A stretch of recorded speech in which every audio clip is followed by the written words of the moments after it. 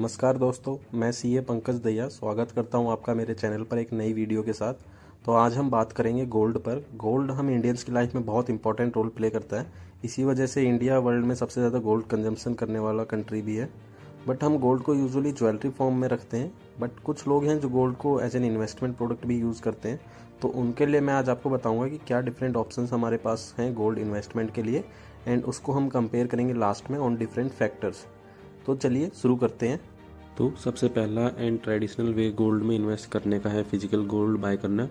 लेकिन physical gold bye करने में कुछ ड्रॉबैक्स हैं, जैसे इम्प्योरिटी रिस्क, मतलब सोना प्योर है या नहीं ये पता करना एक चैलेंज रहता है, प्लस सिक्योरिटी रिस्क मतलब चोरी होने का डर, और अगर आप ज्वेलरी फॉर्म में बाय करते हो तो उस पर मेकिंग चार्जेज, जिससे गोल्ड की कॉस्ट बढ़ जाती है। सेकेंड ऑप्शन है गोल्ड में इन्वेस्ट करने का टू बाय डिजिटल गोल्ड, जो काफ़ी पॉपुलर होता जा रहा है। डिजिटल गोल्ड आप पेटीएम, गूगल पे, फ़ोनपे जैसे प्लेटफॉर्म से बाय कर सकते हैं।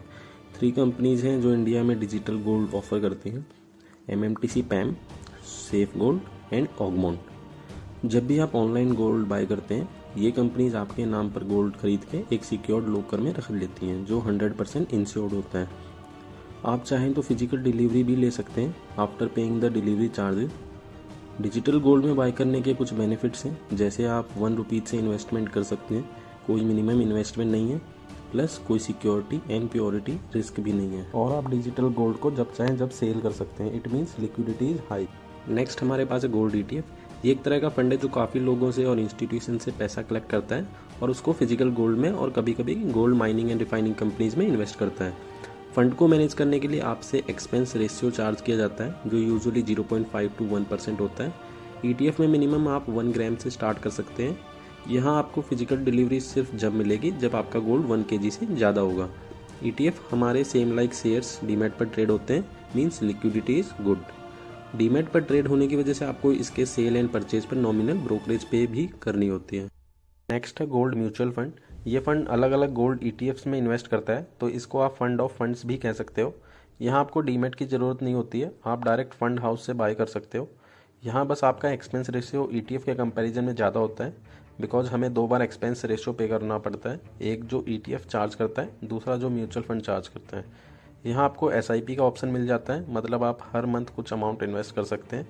यहाँ मिनिमम आप 1000 से स्टार्ट कर सकते हैं, लेकिन यहाँ आपको 1-2% का एग्जिट लोड भी पे करना होता है अगर आप विद इन 1 ईयर पैसा विड्रॉ करते हैं तो। नेक्स्ट ऑप्शन है गोल्ड इन्वेस्टमेंट के लिए सॉवरेन गोल्ड बॉन्ड, जो कि RBI इशू करता है। यहाँ भी आपको मिनिमम 1 ग्राम में इन्वेस्ट करना होता है। RBI 8 ईयर्स का बॉन्ड इशू करता है, लेकिन आप 5 ईयर्स के बाद भी कभी भी रिडीम कर सकते हो, और आपका कैपिटल गेन टैक्स भी फुली एग्जेम्प्ट होगा। आप बॉन्ड्स को अपने डीमैट में क्रेडिट करके उसको मार्केट में भी सेल कर सकते हो, लेकिन उस केस में आपको कैपिटल गेन टैक्स एग्जम्पशन नहीं मिलेगी।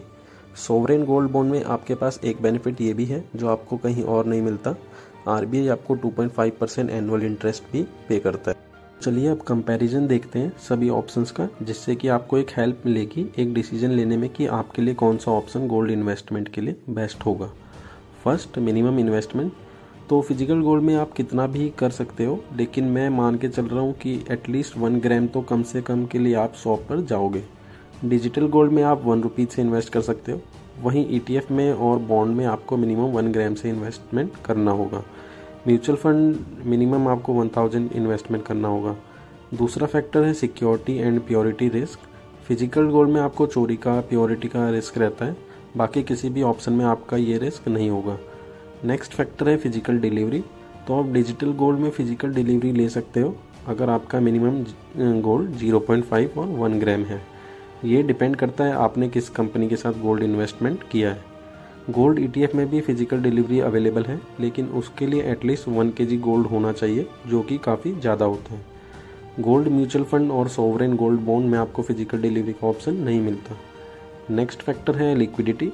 वैसे तो गोल्ड काफ़ी लिक्विड एसेट है, जिसको आप जब चाहे जब सेल कर सकते हैं, लेकिन सोवरेन गोल्ड बॉन्ड में लिक्विडिटी को मैंने मॉडरेट रखा है, क्योंकि वहाँ आप 5 ईयर से पहले रिडीम नहीं कर सकते हैं, और अगर मार्केट में 5 ईयर से पहले रिडीम करते हो तो वहाँ आपको प्राइस काफ़ी लो मिलता है, जिससे आप अल्टीमेटली लॉस में सेल करते हो। नेक्स्ट है हमारे पास SIP, जो कि हमें सिर्फ डिजिटल गोल्ड और म्यूचुअल फंड में मिलती है, और जैसे कि मैंने आपको पहले बताया, सोवरेन गोल्ड बॉन्ड में आपको कैपिटल गेन एग्जम्पशन मिलता है जो आपको किसी और इन्वेस्टमेंट ऑप्शन में नहीं मिलेगा। तो अब हम एक बार कॉस्ट कंपैरिजन देख लेते हैं सबका। फिजिकल एंड डिजिटल गोल्ड में आपको 3% का जीएसटी पे करना होता है, बाकी ऑप्शन में आपको जीएसटी नहीं पे करना होगा। डिजिटल गोल्ड में आपको 2 to 3% स्टोरेज कॉस्ट भी पे करनी होती है जो कि प्राइस में ऑलरेडी इंक्लूडेड होती है। बाकी ऑप्शन में आपको कोई स्टोरेज कॉस्ट पे नहीं करनी है। गोल्ड ईटीएफ में हमें एक्सपेंस रेशियो पे करना होता है जो कि यूजुअली 0.5 to 1% के बीच में होता है। वहीं म्यूचुअल फंड में ये रेशियो 0.5 to 1.5% हो सकता है। म्यूचुअल फंड में अगर आप 1 ईयर से पहले एग्जिट करते हैं तो आपको 1 से 2% का एग्जिट लोड भी पे करना पड़ सकता है। तो अगर आप देखेंगे तो सोवरेन गोल्ड बॉन्ड ऐसा ऑप्शन है जहां आपको कोई कॉस्ट पे नहीं करना, इंस्टीड आपको 2.5% एनुअल इंटरेस्ट भी मिलेगा जो आपको किसी और ऑप्शन में नहीं मिलेगा। प्लस अगर आप ऑनलाइन बॉन्ड्स बाय करते हो तो आरबीआई आपको 50 रुपीज़ पर 1 ग्राम का डिस्काउंट भी देता है।